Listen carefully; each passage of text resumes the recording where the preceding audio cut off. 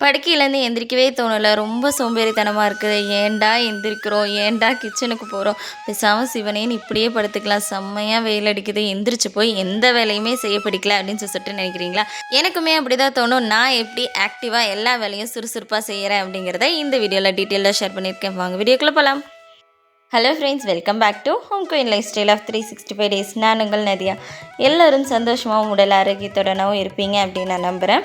இன்றைக்கி இந்த வீடியோவில் என்ன பார்க்க போகிறேன்னு பார்த்தீங்கன்னா, என்னுடைய மார்னிங் ரொட்டீனோட நான் சேர்த்து இன்றைக்கி நல்லா ஆக்டிவாக சுறுசுறுப்பாக எப்படி எல்லா வேலையும் செய்யலாம், அதுக்கு நம்ம என்னென்னலாம் பண்ணணும் அப்படிங்கிறத இந்த வீடியோவில் டீட்டெயில்டாக ஷேர் பண்ணியிருக்கேன்.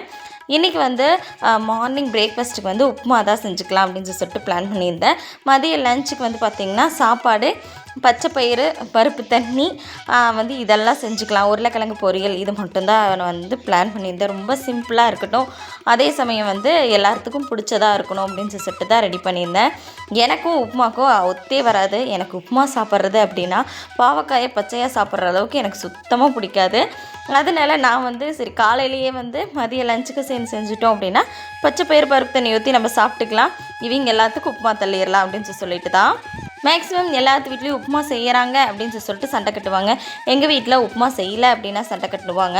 வாரத்தில் கண்டிப்பாக 7 நாளில் 6 நாள் கண்டிப்பாக உப்புமா செஞ்சுருப்பாங்க. ஏதாவது ஒரு நேரம் கண்டிப்பாக உப்புமா செஞ்சு கொடுத்துருவேன். அது என்னன்னு தெரில, உப்புமா பைத்தியமாயிட்டாங்களா இல்லையான்னு தெரில. எனக்கு எங்கள் வீட்டில் அந்த உப்புமா போட்டு அதில் கொஞ்சமாக சர்க்கரையை போட்டு இவங்க சாப்பிட்றதுக்கு ரொம்ப பிடிக்கும்னு சொல்லிட்டு எல்லாருமே சாப்பிடுவாங்க, ஏன் ஒருத்தியை தவிர. அது என்னமோ எனக்கு மட்டும் உப்புமா பிடிக்கவே மாட்டேங்குது. உங்களில் யாருக்கு உப்புமா பிடிக்கும் அப்படிங்கிறத கண்டிப்பாக கமெண்டில் ஷேர் பண்ணிடுங்க. ஃபர்ஸ்ட் ஆஃப் ஆல், இந்த சோம்பேறித்தனத்தை போக்குறதுக்கு நம்ம என்ன பண்ணணும் தெரியுங்களா? நம்மக்கிட்ட இருக்கிற நைட்டி எடுத்து ஓரமாக வச்சுருங்க. நைட்டு மட்டும்தான் நைட்டி போடணும் அப்படின்னு சொல்லிட்டு ஒரு முடிவெடுத்துக்கோங்க. அப்படி எடுத்துக்கிட்டீங்க அப்படின்னா மட்டும்தான் உங்களுக்கு அந்த சோம்பேறித்தனம் அப்படிங்கிறது ஒன்று போகும். கண்டிப்பாக சொல்கிறேன், நைட்டி நீங்கள் டே ஃபுல்லாக அந்த நைட்டி போட்டுட்ருக்கிற வரைக்கும் உங்களுக்கு சோம்பேறித்தனம் உங்கள் கூடவே பாய் விரிச்சு படுத்துக்கும், எந்திரிச்சு போகவே போகாது.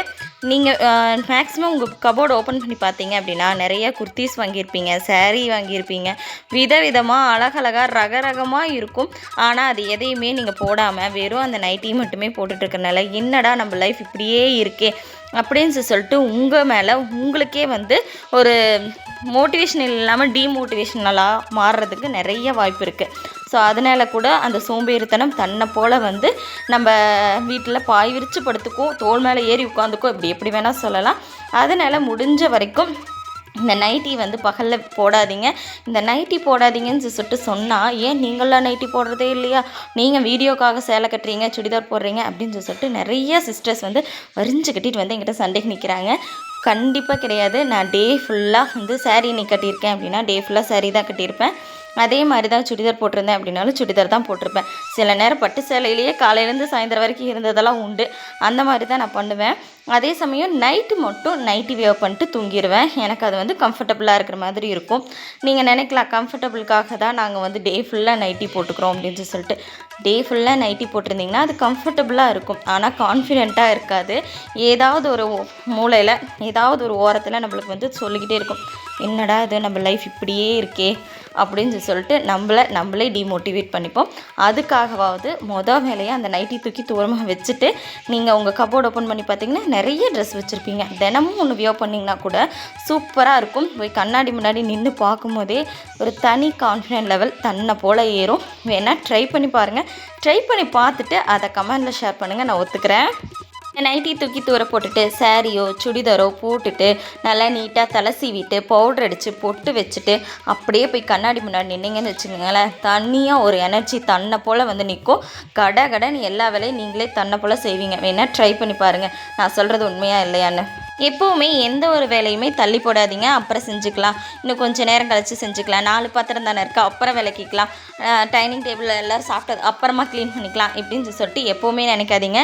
எங்கள் அம்மா ஒரு வார்த்தை சொல்லுவாங்க, நன்றே செய் அது இன்றே செய் அப்படின்னு சொல்லிட்டு அப்போத்துக்கு அப்போவே அந்தந்த வேலைங்களை செஞ்சு முடிச்சுருங்க. அப்படி செஞ்சு முடிச்சிட்டிங்க அப்படின்னாவே பெருசாக வேலை இருக்கிற மாதிரி தோணாது.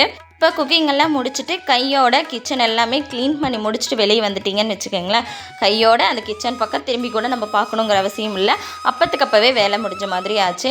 நம்ம குக்கிங் பண்ணிகிட்ருக்கவே வந்து இந்த மளிகை சாமான டப்பாலாம் எடுத்து மஞ்சத்தூள், கடுகு, கடலப்பருப்பு இதெல்லாம் எடுத்து யூஸ் பண்ணிப்போம் பார்த்தீங்களா, அதை அப்போ கையோடையே எடுத்து வச்சுட்டோம்னு வச்சுக்கோங்களேன், தனியாக இதை எடுத்து அதை அரேஞ்ச் பண்ணி வைக்கணுங்கிற வேலை இருக்காது. இது மாதிரி சின்ன சின்ன வேலைகளெல்லாம் செஞ்சு வச்சுக்கும் போது கூட நம்மளுக்கு அந்த சோம்பேறித்தனம் இருக்கவே இருக்காது. கொஞ்சம் தான் இருக்குது, கடகடன்னு நம்ம செஞ்சு முடிச்சிடலாம் அப்படின்னு சொல்லிட்டு தோணும். அதே சமயம் நம்ம வந்து ஒரு வேலை செஞ்சிட்ருக்கும் போது தனியாக நின்று அமைதியாக நின்று செஞ்சுட்டு இருந்தோம் அப்படின்னா எதையாவது ஒன்று மண்டைக்குள்ளே போட்டு நம்ம மண்டை குடச்சிக்கிட்டே இருக்கும்.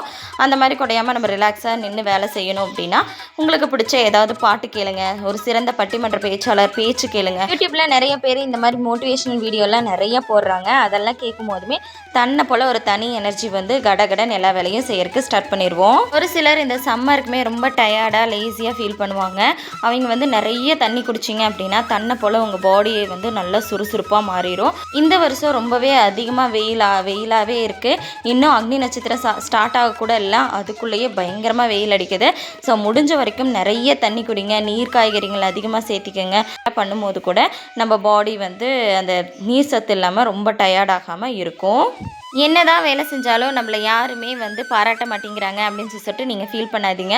நம்ம வீட்டை பார்க்கும்போது நம்மளுக்கு ஒரு கான்ஃபிடென்ட் லெவல் இன்க்ரீஸ் ஆகணும். எவ்வளோ நீட்டாக நம்ம சுத்தம் பண்ணி வச்சுருக்கோம், எவ்வளோ சூப்பராக குக்கிங் பண்ணுறோம் அப்படின்னு சொல்லிட்டு நம்ம மோட்டிவேட் பண்ணி நம்மளே பாராட்டிக்கிட்டோம் அப்படின்னாவே வேறு எதுவுமே தேவையில்லை.